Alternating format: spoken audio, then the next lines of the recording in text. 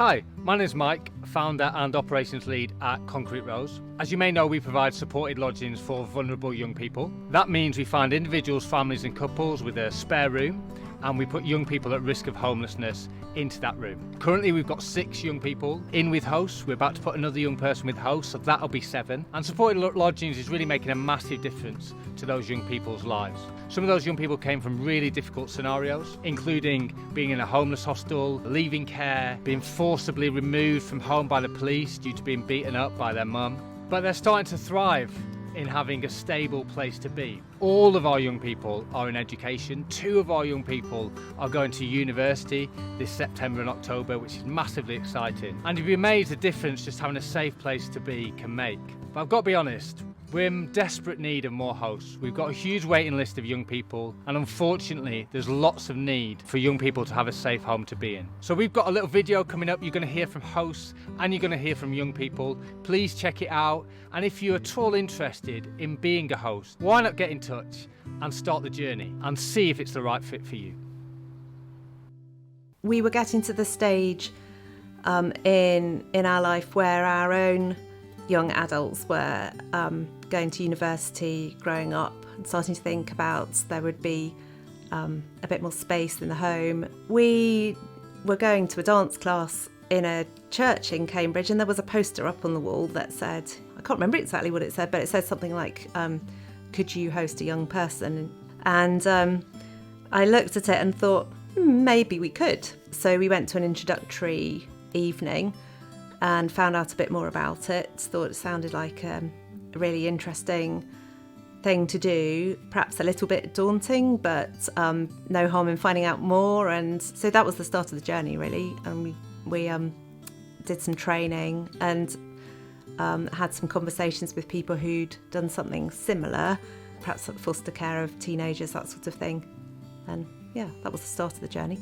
In terms of anxiety about going into this, I wouldn't say that I had any really big fears, but the main thing was just the uncertainty. We'd not done something like this before. How would we cope with it, and whether or not we'd get on with whoever came to live with us.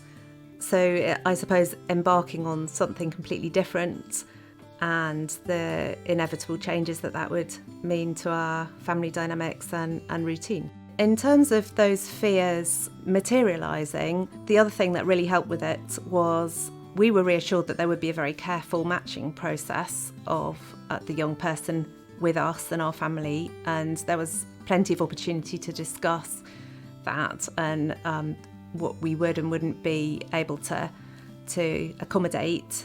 And I think that worked really well. The young person, Ozzy, who's living with us, has fitted in really well. There was also reassurance that if we were having any difficulties, that there would be plenty of meetings and availability to phone and chat any difficulties that were happening, and that if from either side it really wasn't working, it's not a binding agreement. The reality has turned out really well, but in terms of whether it matches my expectations, I was quite careful not to have too fixed an expectation of what it would be like. One of the things I hadn't anticipated, which has been particularly enjoyable, has been sharing with Ozzy some experiences which have been sort of perhaps a normal part of our family life, but hadn't been part of her previous experience, and that's just really exciting. So things which perhaps we'd taken a bit for granted,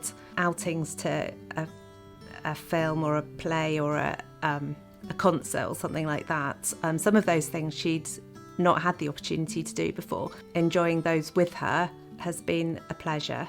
I would describe the past year as having its ups and downs. So I think she's gained in confidence. It's very satisfying hearing some of the difference that having a stable base has made to her in terms of anxiety symptoms, that sort of thing. There have been some sticky patches where she hasn't been enjoying the course that she was doing and the work experience she was on, and didn't really know what to do next, and those were probably difficult times for us because we didn't know, we couldn't decide that for her. So, some of the things we want to kind of make her life better, but, we don't necessarily have the power to make everything better. I was worried perhaps for myself in terms of, the phrase empty nest, and wondering, what was I going to, apart from sort of outside the home, what was next in terms of family life. And it certainly hasn't been a boring year. It hasn't felt like an empty year. I feel like we've got quite a full nest at the moment. So, yeah, it's been good. Right. To anybody who's considering being a host, don't let anxiety put you off. It's inevitable if you step out and do something a bit different. There's going to be some anxiety about how that's going to turn out. Find out more about it. It's a very careful process of conversation with Mike and consideration by the other people involved with Concrete Rose as to whether it's going to work.